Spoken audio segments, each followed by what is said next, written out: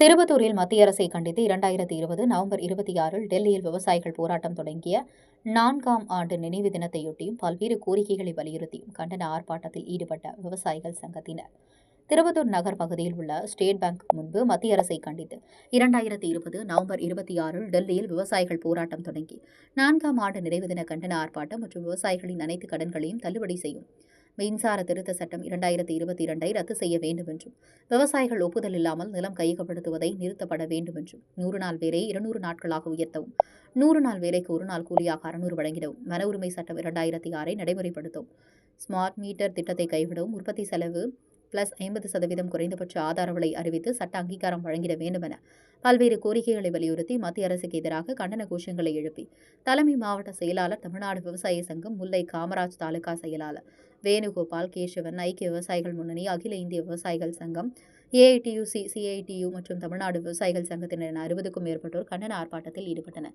திருப்பத்தூர் மாவட்ட செய்தியாளர் சி ரமேஷ்.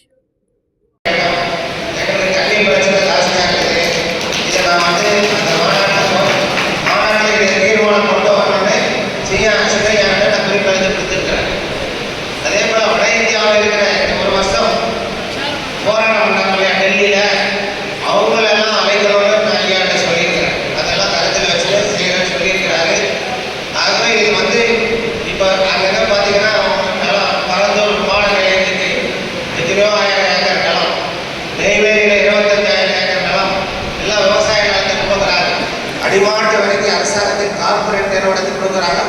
ஆகவே விவசாயிகளை காப்பாற்றக்கூடிய ஒரே கட்சி எதுன்னு சொன்னால் பாட்டாளி மக்கள் கட்சி தான், தமிழ்நாடு உழவர் கட்சி தான். ஆகவே அந்த விவசாயி நாம் எல்லாம் நம்ம கட்சியில் இருக்கிறவங்க 99% 90% விவசாயிகள் தான், 99 இருக்கும். ஆகவே நாம் எல்லாம் நம்ம குடும்ப விழா மாதிரி நினைக்கிறோம். நம்ம எப்படி மகாபலிபுரத்துக்கும் பூம்புகாருக்கும் நாம் அறிந்து கொண்டே நாம் மாநாட்டுக்கு செல்வோமா? குறைந்தது திருவண்ணாமலையிலே 5 லட்சம் பேரை கூட்டுவதற்கான வேலை மருத்துவர் ஐயாவும் சின்னையாவும் செய்து கொண்டிருக்கிறார்கள். நானும் நம்மளுடைய பங்களிப்பாக எனக்கு 2 தொகுதிக்கு குறைந்தது 6000 பேர் வேணும்னு கேட்டார்.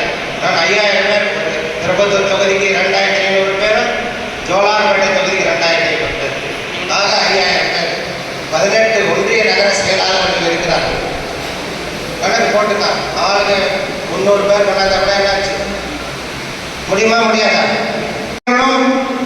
பேரூர் கழக செயலாளர்களும் நம் பகுதியிலே விவசாயம் நடக்கின்ற மண், விவசாயத்தான் தொழில். அனைத்து ஒன்று செயலாளர்களும் அனைத்து விவசாயிகள்கிட்டையும் இந்த நோட்டீஸை கொடுத்து 21ஆம் தேதி திருவண்ணாமலையில் நடக்கின்ற மாநாட்டுக்கு சிறப்பாக அண்ணா சொன்ன மாதிரி நான் லேட்டாக வந்து 5000 ரூபாய் பயன்பட கட்டிடுவேன். ஏன்னா இந்த கட்சி வளரணும், ஐயா என்ன சொல்கிறேன் அந்த நோக்கம் வெற்றி பண்ணணுக்காக நான் கண்டிப்பாக அண்ணன் கொடுத்துருவேன். அதுக்கப்புறம்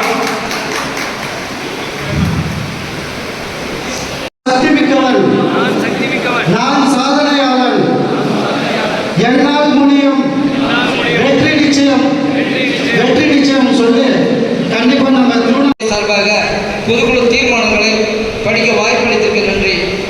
திருப்பத்தூர் மாவட்ட செயலாளராக முன்னாள் சட்டமன்ற உறுப்பினர் டி.க. ராஜா அவர்களையும், மாவட்ட தலைவர் அதாவது என்னை குட்டிமணி என்னைய நியமனம் செய்த மருத்துவர் ஐயா அவர்களுக்கும், மருத்துவர் சின்னையா அவர்களுக்கும், தேகச்சம்மல் ஜி.கே. மணி அண்ணன் அவர்களுக்கும், நம்முடைய வன்னிச்சங்க தலைவர் பூத்த அருள்மொழி அவர்களுக்கும், இங்கே நம்முடைய மாவட்டத்தினுடைய முன்னோடிகள் அண்ணன் பொன்னுசாமி, நடராஜன் அண்ணன், நிர்மலா ராஜா, கிருபாகரன் இவர்கள் பரிந்துரை செய்த இவர்களுக்கு நாங்கள் பொதுக்குழுவின் வாய்ப்பாக நன்றிகளை தெரிவித்துக் கொள்கிறோம். தீர்மானம் 22/11/2024 தேதி தமிழக முதல்வர் ஸ்டாலின் அதானி ரகசிய சந்திப்பு ஏன் என்று வெள்ளை அறிக்கை வேண்டும் என்று தமிழின போராளி மருத்துவர் ஐயா அறிக்கைவிட்டார்.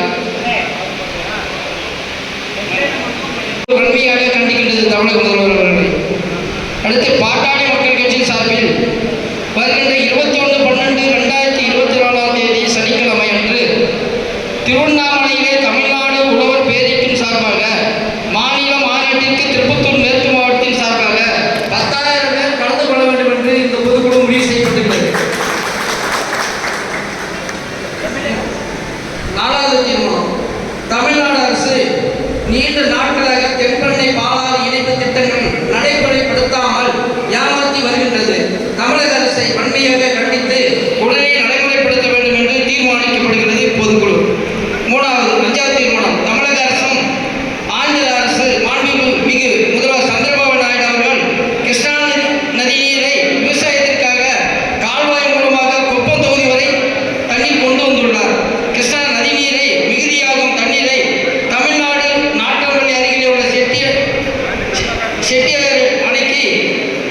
நிரப்பினால் நூற்றுக்கணக்கான ஏரிகள் நிலையம்.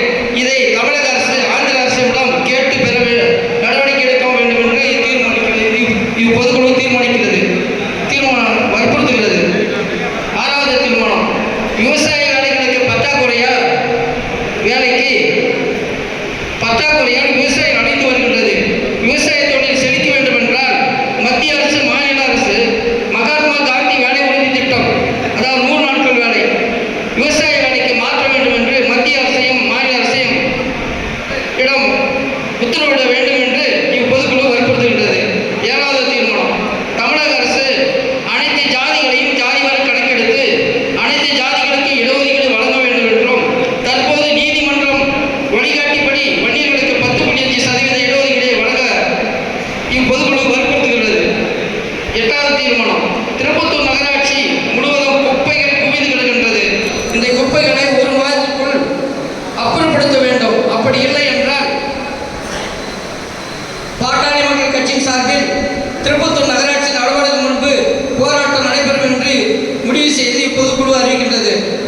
9வது தீர்மானம், திருப்பத்தூர் மாவட்டத்திலே நீண்ட காலமாக ஒருங்கிணைந்த மாவட்டமாக இருந்தபோது 1996 தமிழக முதல்வர் கருணாநிதி காலத்திலே அறிவிக்கப்பட்ட திருப்பத்தூர் நகர புறவழி சாலை ரிங் ரோடு இதுவரை தொடங்கவில்லை.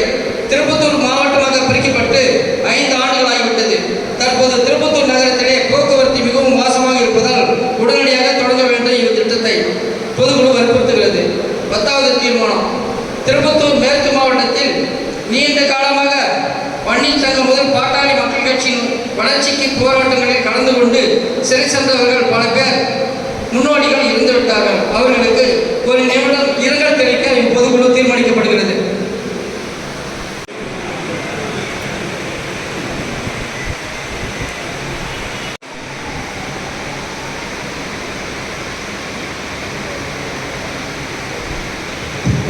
போலீஸ் வேலை நிறுத்தி நம்மளை மிரட்ட பார்க்குறாங்க.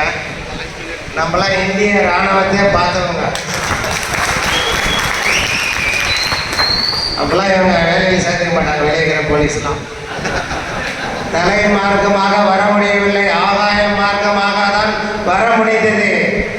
அப்படின்னா 87 எப்படி இருக்க போராட்டம்? ஜெயன் கோன்ல கையை வைக்காத ஸ்டாலின், நீ வந்தேரி வந்த சாரி, நீ மைனாரிட்டி. எவ்வளவு நாளைக்கு 500 வருஷம் ஆண்ட மன்னர்களே மண்ணை கவி போயிட்டான். நீ என்ன கோயிலில் என்னத்துக்கு வந்து கோயிலில் பொழைக்க வந்தவன்? நீ எங்களை ஆண்டு எங்களை அடிமை நினைக்கிறான். நான் போலீஸ்க்கெல்லாம் பயப்படல. இந்த கூட்டம் உள்ள இருக்க கூட்டம் அது வெளியே வச்சுக்கலாம் கச்சேரி. என்ன சொல்றது? அதனால எங்க ஐயாவை கேவலமா அவனா வேற வேலை இல்லை. ஆனா ஒன்னா மாதிரி திருட்டு ரயில் ஏறி வந்து சோத்து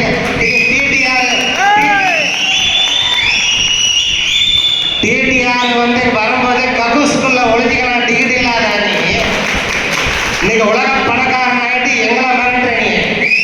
ஆண்டு இன்னும் மீண்டும் ஒரு முறை ஆள போகிறது. இந்த சின்ன மோளம் நம்மளை பார்த்து மிரட்டுது. நான் சொல்லல, அவன் வாட்ஸ்அப்பில் போடுறான் சின்ன மோளம் என்னன்னு எனக்கு தெரியல.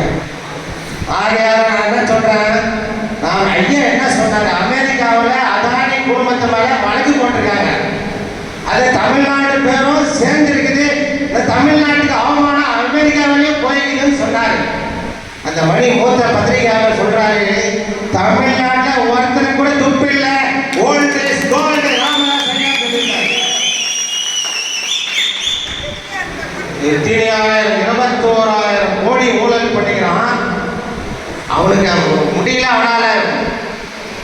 அதனால இது சீக்கிரம் முடிவு வந்துடும். இது எப்பா அந்த கடலூர்ல என் மயிரே புடங்க முடியாது போலீஸை பார்த்து சொன்னவன உங்களால கேஸ் போட்டு உள்ள தள்ள முடியல. என் மயக்க முடிய என்ன பண்ண போறேன்? என்னப்பா சொல்ற? வீரப்பட்ட சட்ட பின்னாடி தான் மீசிய புடங்கினாங்க. வீரோட அவன் மீசிய கூட புடங்க முடியலன்னு சொன்னாங்க. நாங்கெல்லாம் ஜெயிலுனாவே பெட்டி படிக்கையோட கிளம்புற கூட்டம். என்ன சொல்றது? அதனால நாம் யாருன்றத அடுத்த தேர்தலில்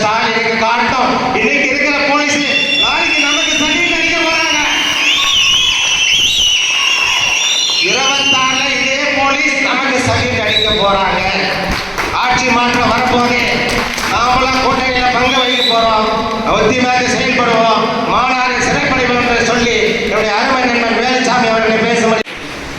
இந்த கூட்டத்தினுடைய நோக்கம் என்பது வருகின்ற டிசம்பர் மாதம் 21ஆம் தேதி திருவண்ணாமலையிலே தமிழ்நாடு உழவர் பேரியக்கத்தின் சார்பில் மிகப்பெரிய ஒரு மாநாடு, பல லட்சம் உழவர் பெருமக்கள் ஒன்றாக கூடக்கூடிய தமிழின போராளி மருத்துவர் ஐயா அவர்கள் அறைகூவல் விடுகின்ற அந்த புகழ்பெற்ற இந்த மாநாடு நடைபெற இருக்கிறது. அந்த மாநாட்டிற்கு இந்த மாவட்டத்தில் இருந்து பல ஆயிரக்கணக்கான பேர் பங்கெடுத்துக் கொள்ள வேண்டும் என்பதற்காக இந்த பொதுக்குழு கூட்டமானது இன்றைக்கு நடந்து கொண்டிருக்கிறது. மருத்துவர் ஐயாவுடைய ஆணையின் பேரிலே இன்றைக்கு உங்களை அந்த மாநாட்டிற்கு வரவேற்பதற்காக நாங்கள் இங்கே இருவரும் வந்து கொண்டிருக்கிறோம்.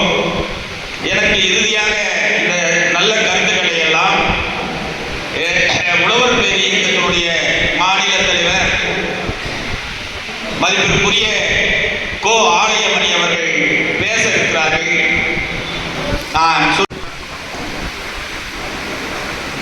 இந்த நாட்டினுடைய பூர்வ குடிகள், மண்ணின் மைந்தர்கள், குறிப்பாக நம்முடைய குலத்தொழில் என்பது பல ஆயிரம் ஆண்டுகளாக நாம் செய்து கொண்டிருக்கிற தொழில் வேளாண்மை, விவசாயம். அப்படிப்பட்ட விவசாயம் இடைப்பட்ட காலத்திலே நம்மை ஆட்சியாளர்களால் நாம் தேர்ந்தெடுக்கப்பட்ட ஆட்சியாளர்கள் இந்த நாட்டிற்கு வருகை தந்த நாடோடிகள் எல்லாம் ஆட்சியாளர்களாக தேர்ந்தெடுக்கப்பட்ட காரணத்தினாலே நாம் குலத்தொழில், இந்த நாட்டு மக்களுக்கு உணவளிக்கக்கூடிய இந்த உன்னதமான தொழிலை விட்டு இன்றைக்கு விவசாய பெருங்குடி மக்கள் எல்லாம் வெளியேறக்கூடிய மிகப்பெரிய ஒரு அவல நிலை இன்றைக்கு வந்து கொண்டிருக்கிறது. என்ன நிலைமை? உழவர் பெருமக்கள் உற்பத்தி செய்கின்ற வேளாண் பொருட்களுக்கு நியாயமான விலை கிடையாது. நீ கரும்பு, நெல், வாழை, மஞ்சள், தக்காளி, கத்திரி, வெண்டைக்காய் எதுவெடுத்தாலும் இன்றைக்கு உற்பத்தி செய்து அடிமாட்டு விலைக்கு விற்கக்கூடிய மிகப்பெரிய ஒரு அவல நிலைக்கு இன்றைக்கு இந்த விவசாயம் தள்ளப்பட்டிருக்கிறது. ஆக இந்த ஆட்சியாளர்கள், குறிப்பாக இந்த திமுகவுடைய ஆட்சியுடைய நோக்கம் என்பது நிலப்பிரபுகளாக இருந்த மண்ணின் மைந்தர்களை இந்த நிலத்தை விட்டு அவர்களை வெளியேற்றப்பட வேண்டும். ஒருபுறம் பொது நிறுவனங்களுக்கு விமான நிலையம், நிலக்கரி சுரங்கம், இப்படி பல பொது நிறுவனங்களுக்கு இந்த வேளாண் விளை நிலங்களை, நம் மக்களிடம் இருக்கிற இந்த விளை நிலங்களை ஆயிரக்கணக்கான ஏக்கரை இன்றைக்கு ஒருபுறம் அடிமாட்டு விலைக்கு ஏமாற்றி இந்த மக்களிடம், கர்நாடகா, தமிழ்நாடு போன்ற இந்த 4 மாநிலங்களும் இன்னும் முழுக்க விவசாயத்தை நம்பி வாழக்கூடிய மாவட்டங்கள், மாநிலங்கள். மற்ற மாநிலங்களிலே இது போன்ற பிரச்சனைகளை எல்லாம் இல்லை. அங்கு ஆளுகின்ற அரசாங்கம் விவசாயத்திற்கு நல்ல பல திட்டங்களை, சலுகைகளை செய்து விவசாயம் மேம்பட வேண்டும் என்பதற்காக உதவி செய்து கொண்டிருக்கிறார்கள். ஆனால் நம்முடைய தமிழக அரசாங்கம், திராவிட கட்சிகள் மாறி மாறி இந்த நாட்டை ஆண்டு கொண்டிருக்கிறது. ஆளுகின்ற கட்சிகள் ஏதாவது வேளாண்மை பிரச்சனைகளை தீர்த்து வைக்கிறதா என்றால் கிடையாது. இந்த வேலூர் ஒருங்கிணைந்த மாவட்டத்திற்கு பாலாறு ஒரு மிகப்பெரிய பிரச்சனை.